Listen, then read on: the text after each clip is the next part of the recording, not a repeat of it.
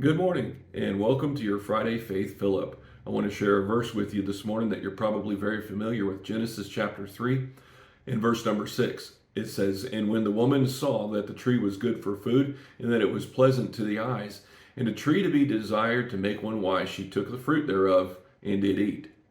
The last part of the verse says, "And gave also unto her husband with her, and he did eat."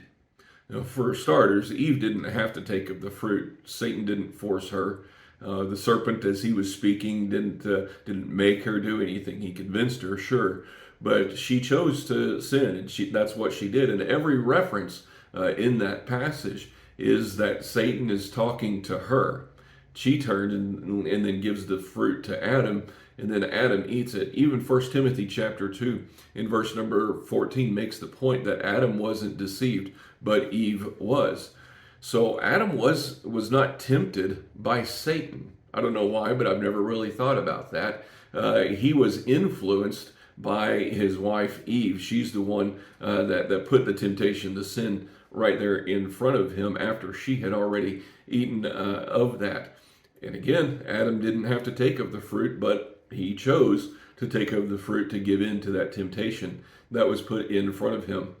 So we can't possibly know the answer to this, but in my mind, I think, well, what would happen if Adam refused? If Adam didn't do that? Again, we don't really know, but it's something interesting to think about. Sin had already entered into the world through Eve, of course. But the Bible is filled with instances of someone influencing someone else, both in a negative way and in a positive way. One of the negative ways that I'm thinking about is Amnon. The Bible tells us that Amnon had a friend. His name was Jonadab. And Jonadab influenced him to go and to lay with his sister Tamar. And just a horrible story and just a horrible incident that ended up in him ultimately dying by the hands of his brother because of that sin, all because of the influence of Jonadab. But on the other side, in the New Testament, we have somebody that influenced many people, but specifically Paul influenced Timothy. And he treated him as a son. He brought him up. He helped him to grow spiritually, to become the servant of God that he needed to become. And in that, we see that he influenced him in a positive light. Now, Amnon and Timothy both, they didn't have to follow that influence in their life. It is entirely up to them, but they had that influence, and that influence helped them to go the direction that they went in their lives. Listen, we never know who we're going to affect by the influence that we have. Every circle that we're in, we have some kind of an influence.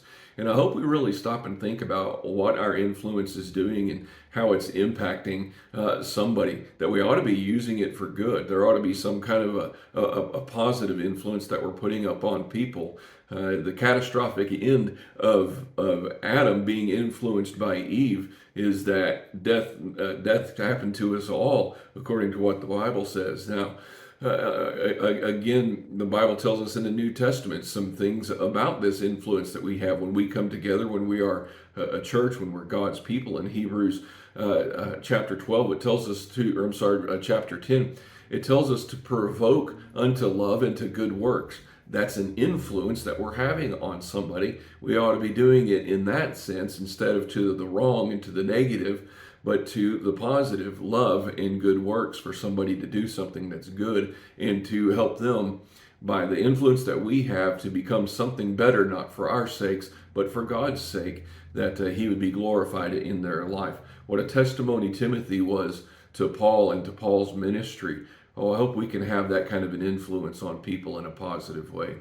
I hope this has been a blessing to you. We'll see you on Sunday morning.